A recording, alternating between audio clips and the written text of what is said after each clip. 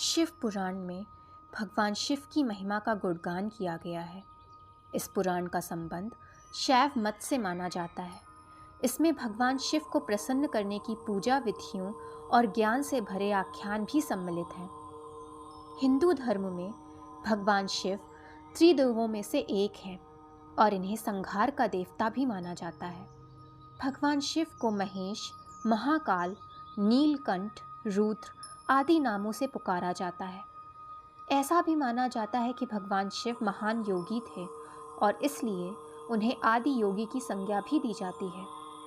हिंदू शास्त्रों में भगवान शिव को एक ऐसे देवता के रूप में वर्णित किया जाता है जो बहुत दयालु और भोले हैं और भक्तों की एक सच्ची पुकार पर प्रसन्न हो जाते हैं।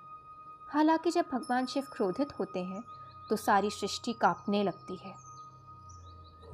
भगवान शिव की महिमा का गुणगान कई प्राचीन भारतीय ग्रंथों में देखने को मिलता है, लेकिन शिव पुराण में उनके जीवन पर गहराई से प्रकाश डाला गया है। शिव पुराण में उनके जीवन, विवाह, संतान, रहन सहन आदि विषयों के बारे में विस्तार से बताया है। शिव पुराण में 6 खंड और 24,000 श्लोक हैं। इसके खंडों के नाम इस प्रकार हैं: विद्येश्वर संहिता, रुद्र संहिता, कोटि रुद्र संहिता, उमा संहिता, कैलाश संहिता तथा वायु संहिता। विद्येश्वर संहिता में लिखा है कि भगवान शिव से जुड़े ओमकार, शिवलिंग की पूजा और दान का महत्व बताया गया है। भगवान शिव के आंसू से बने रुद्राक्ष और उनकी भस्म के बारे में भी इस संहिता में जानकारी दी गई है। इसमें बताया गया है कि ऐसे रुद्राक्ष को धारण नहीं करना चाहिए जिसमें कीड़े लगे हों या जो खंडित हो। ऐसी ही कई और जानकारियां भी इस संहिता में मौजूद हैं। रुद्र संहिता शिव पुराण की ये महत्वपूर्ण संहिता है। इसी संहिता के सृष्टि खंड में भगवान शिव को आदि शक्ति का कारण बताया गया है और ये भी बताया गया है कि विष्णु और ब्रह्मा की उत्पत्ति भी शिव से ही हुई। इसके साथ ही इस संहिता में भोलेनाथ के जीवन और उनके चरित्र के बारे में भी जानकारी दी गई है। इस संहिता में पार्वती विवाह, कार्तिकेय तथा गणेश का जन्म, पृथ्वी परिक्रमा से जुड़ी कथा आदि का उल्लेख है। भगवान शिव की पूजा विधि का वर्णन भी संहिता में मिलता है। कोटि रुद्र संहिता इस संहिता में शिव के अवतारों का जिक्र मिलता है। भगवान शिव ने समय समय पर सृष्टि की रक्षा करने के लिए अवतार लिए हैं। उनके मुख्य अवतार हैं हनुमान जी तथा श्वेत मुख। इस संहिता में भगवान शिव की 8 मूर्तियों का उल्लेख है। इन मूर्तियों में भूमि, पवन, श्वेतज, जल, अग्नि, सूर्य तथा चंद्र को अधिष्ठित माना जाता है। ये संहिता इसलिए भी प्रसिद्ध है क्योंकि इसी में भगवान शिव के अर्धनारीश्वर रूप धारण करने की रोचक कथा है। उमा संहिता इस संहिता में माँ पार्वती के चरित्र के बारे में उल्लेख मिलता है। ऐसा माना जाता है कि माता पार्वती भगवान शिव का आंशिक रूप है। इसके साथ ही इस संहिता में दान, तप के महत्व को वर्णित किया गया है। इस पुराण में पाप के प्रकार और उनसे मिलने वाले नरकों की जानकारी दी गई है। आप पाप कर्म करने के बाद कैसे उसका प्रायश्चित कर सकते हैं, इसका उल्लेख भी इस संहिता में वर्णित है। कैलाश संहिता कैलाश संहिता में भगवान शिव की पूजा करने की संपूर्ण विधि मिलती है। इसके साथ ही योग के बारे में भी इसमें विस्तार से बताया गया है। इसके साथ ही शब्द ब्रह्मा कहे जाने वाले ओमकार के महत्व का भी इस संहिता में विस्तार से चर्चा है। इसी संहिता में गायत्री जप के महत्व पर भी प्रकाश डाला जाता है। वायु संहिता 2 भागों में विभाजित है, पूर्व और उत्तर। इस संहिता में शिव ध्यान की विस्तार से चर्चा की गई है।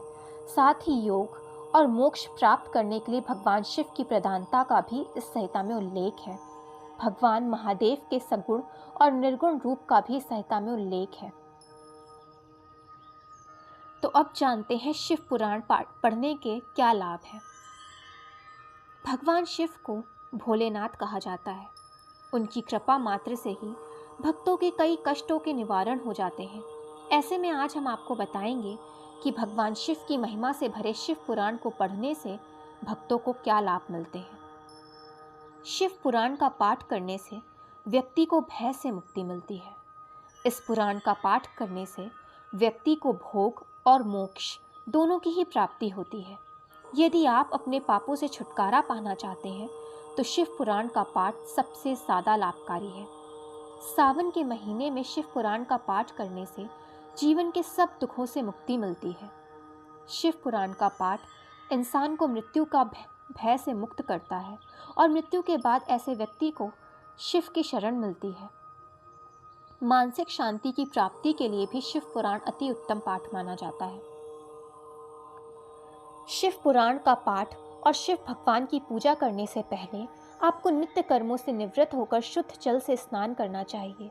इसके बाद पूजा स्थल पर भगवान शिव और पार्वती के साथ नंदी की तस्वीर या मूर्ति स्थापित करनी चाहिए। यदि घर में शिवलिंग है तो मिट्टी के पात्र में जल भरकर शिवलिंग का जलाभिषेक करें और बेलपत्र, धतूरे के पुष्प, चंदन, चावल आदि शिवलिंग पर अर्पित करने चाहिए। इसके बाद शुद्ध मन से शिव पुराण का पाठ करना चाहिए और रात्रि जागरण भी करना चाहिए।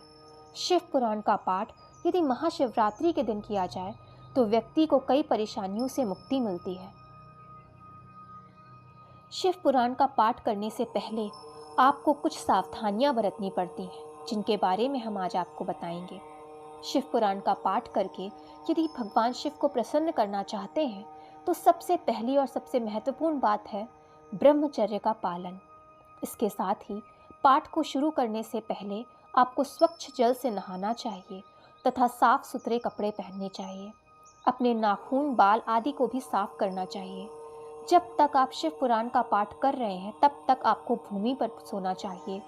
व्यर्थ की बातों में आपको समय नहीं बिताना चाहिए, ना ही किसी की बुराई करनी चाहिए।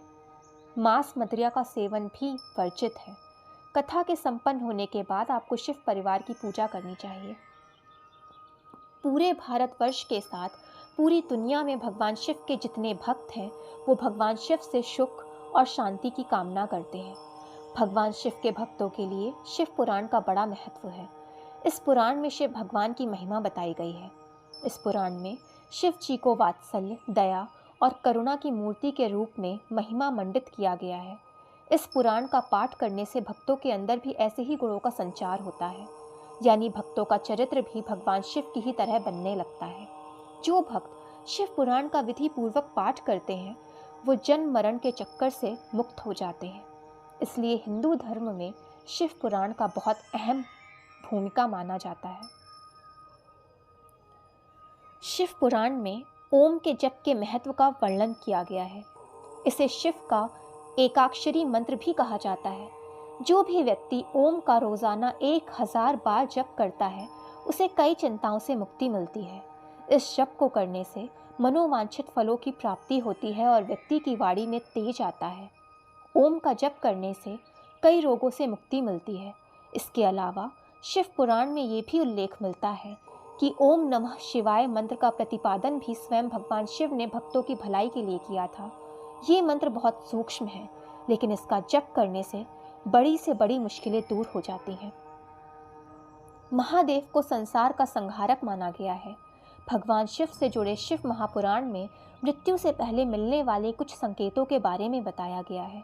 यदि किसी व्यक्ति के सिर पर कौवा बैठ जाए तो इसका अर्थ ये है कि जल्द ही उसकी मृत्यु होने वाली है। जिस व्यक्ति का बायां हाथ 1 हफ्ते तक लगातार फड़फड़ाए तो उसकी मृत्यु भी निकट मानी जाती है। हालांकि ऐसा माना जाता है कि भगवान शिव की भक्ति करने से मनुष्यों को लंबी आयु का वरदान प्राप्त होता है।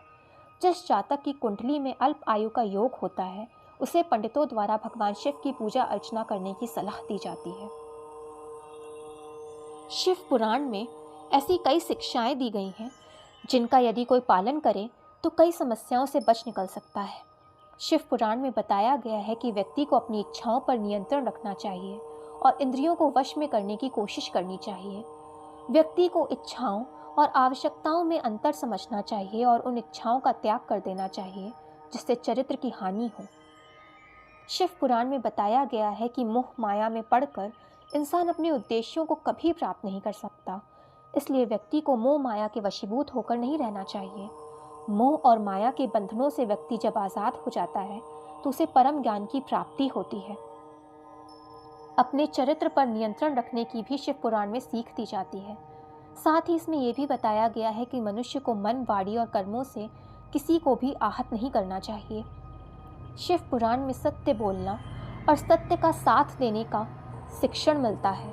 शिव पुराण के अनुसार जब माता पार्वती भगवान शिव से पूछती हैं कि सबसे बड़ा धर्म क्या है, तो भगवान शिव कहते हैं कि सत्य का साथ देना ही सबसे बड़ा धर्म है। अर्थात व्यक्ति को कभी भी असत्य के मार्ग पर नहीं चलना चाहिए। जो भी व्यक्ति आजीवन सत्य के मार्ग पर चलता है, भगवान शिव उसे उन्नति अवश्य प्रदान करते हैं। जो भी व्यक्ति भगवान शिव की कृपा प्राप्त करना चाहता है और जीवन से दुख दरिद्रता को दूर करना चाहता है, उसे शिव पुराण का पाठ अवश्य करना चाहिए। इस पुराण का पाठ करना आपको मानसिक और शारीरिक शांति प्रदान करता है। दोस्तों, अगर वीडियो पसंद आई हो तो चैनल को लाइक, सब्सक्राइब एंड शेयर करें ताकि चैनल की नोटिफिकेशंस आपको मिलती रहे।